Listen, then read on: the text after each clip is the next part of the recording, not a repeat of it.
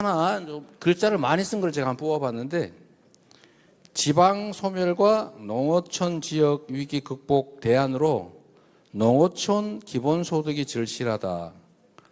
당선인들과 정책 협약을 했지만 당에서도 지역 균형 발전을 위해서 이에 대한 대책을 말씀해 주세요. 이거 어떤 분이세요? 네네. 매우 중요한 말씀을 해주셨네요. 사실 제가 제일 많이 해보고 싶은 게 이 부분입니다. 지금 이제 여러 가지 문제들이 있는데, 이제 지방 소멸 문제, 농촌 소멸 문제. 사실 이건 거의 같은 선상의 문제고요.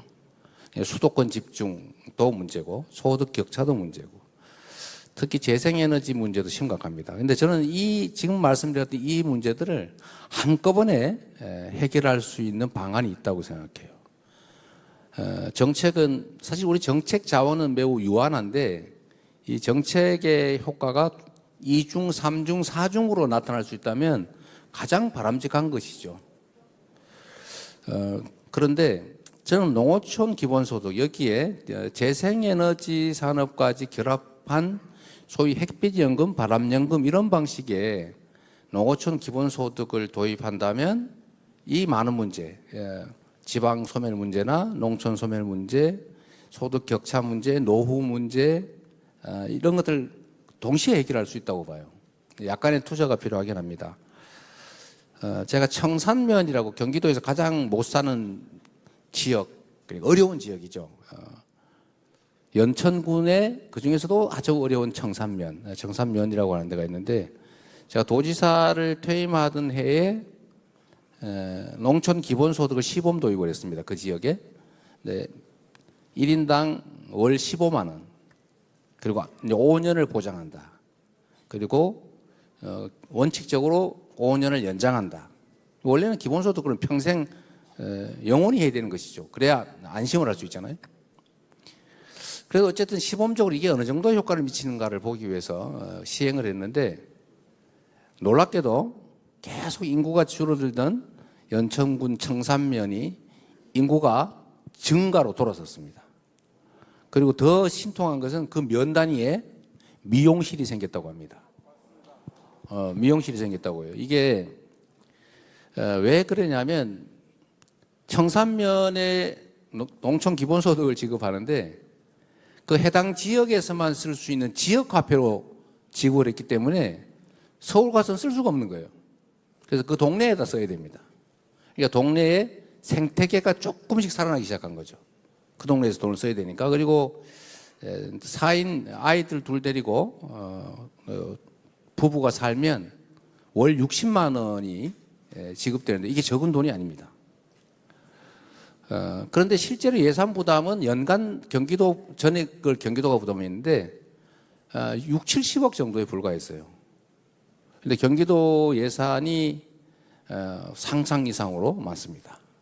약 30조 원 정도 이렇게 되기 때문에 실제로 마음먹으면 할 수 있는 일이죠. 근데 이거를 기초지방정부, 광역지방정부, 중앙정부까지 분담을 하면 사실은 예산 부담도 매우 적다는 것 하나 하고, 여기에 아까 말씀드렸던 우리 재생에너지 사회로 전환돼야 되는 것은 명확한 사실인데,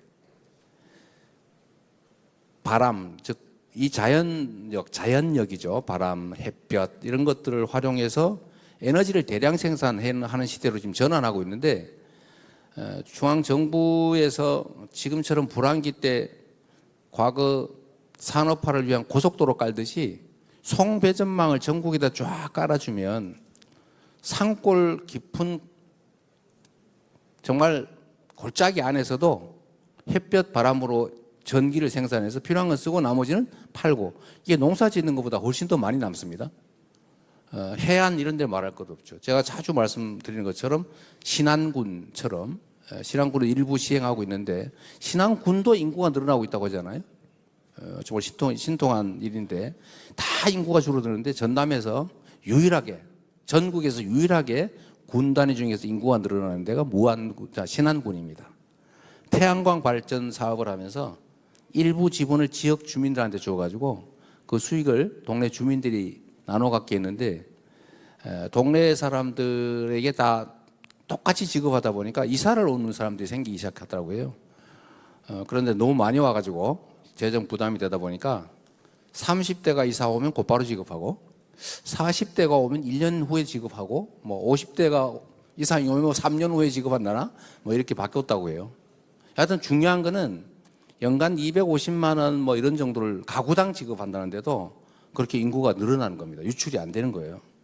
근데 이걸 만약에 정부 차원에서 제대로 좀 에너지 고속도로라고 제가 이름 붙인 송배전망을 깔아서 어디서나 바람과 햇볕을 이용해서 발전하고 논둑, 밭둑, 노는 땅, 뭐 개천 위에, 도로 위에 이런 데 깔면 뭐 얼마든지 생산이 가능하잖아요. 그러면 수입도 대체할 수 있고 에너지 원료 지금 수입이 문제 아닙니까? 석유, 석탄, 가스 이거 얼마나 외화 유출 많이 됩니까? 그래서 그것도 대체하고 농촌의 소득도 늘어나고 또 기본소득 재원으로도 쓰고 정부가 일부 부담한다면 저는 농촌 문제나 지방 소멸 문제 이런 걸 상당 정도 해결할 수 있다고 생각해요. 서울에서 거리가 멀수록 더 많이 지급하고 또 지방에서도 광주에서 거리가 멀수록 더 많이 지급하고 이런 식으로 설계하면 되거든요. 그러면 전국 국토가 골고루 잘 사용될 수 있을 거다라는 생각을 합니다. 정말 좋은 말씀이신데요. 제가 사실은 우리 안호영 의원님한테 부탁한 게 있었는데 혹시 뭐 하실 말씀 있으세요? 아직은 없죠? 있으면 잠깐 말씀할 수 있는 기회를 제가 사실 안호영 의원님한테 부탁을 드렸던 게 전북 같은데 농촌 기본소득을 군 단위 정도를 한번 우리 도지사님을 설득해서 시행해 보면 좋겠다. 그래서 제가 도지사님한테 말씀드릴 때 하시겠다고 했는데 진척이 어떻게 되는지 잘 모르겠어요. 네, 그때 말씀하셔가지고요. 그때 저희가 무주 진안 장수가 약 인구가 2만 4천 명, 2만 3천 명, 2만 2천 정도 되는데요. 특히 이제 장수가 한 2만 2천 정도 됩니다. 그래서 장수 군수님하고 좀 협의를 해서 장수에서 재생에너지, 그러니까 기본소득을 좀 시행하는 방안을 검토를 했고 장수군에서 전북 지사님하고도 협의를 했는데 아직 그 재정 문제에 대한 명확한 답을 얻지를 못해서 시행에 대한 구체적인 계획은 세우지 못했습니다만은 어쨌든 그 부분에 대해서 검토는 했고요. 또 관련해서 그게 재생에너지가 기본소득의 재원으로 좀 쓰일 수 있는 방안에 대해서도 장수에도 그렇고 또 진안에서도 좀 검토 중에는 있습니다.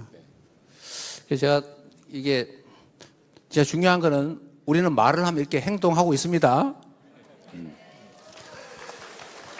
그래서 진안 뭐 인구가 적으니까요. 인구는 적고 땅이 넓은 지역일수록 사실은 태양광 발전이나 풍력 발전 이런 거 동네 주민들이 직접 시행하면 상당 정도 이익이 남고 정부에서 군 단위까지 지능형 전력망만 깔아주면 금방 할 수 있거든요. 그래서 뭐 전남 실제로 보면 전남이나 이 농촌 지역 중심의 도 단위, 군 단위가 재정을 조정하기 좀 쉬운 여력이 있습니다. 혹시 뭐 하실 말씀? 방금 말씀 잠깐 하시죠. 네. 기본소득을 제안한 우리 전남 도의회 이기원 의원인데요. 전남도당의 기본소득 특별위원회 위원장을 맡아서 그 기본소득 추진 방안을 연구하고 또 도에서 지금 건의하고 노력하고 있습니다. 한번 격려의 박수 한번 보내주셨으면 좋겠습니다. 네, 뭐 제 말씀 여기까지 드리고 너무 정책 토론이 길어지면 지겨우니까 어쨌든 앞으로도 계속 노력하겠다는 말씀드리고요. 우리 민주당의 자치단체장이 계신 곳 중심으로 가능한 곳을 먼저 시범적으로라도 시행할 수 있게 노력하겠습니다. 우리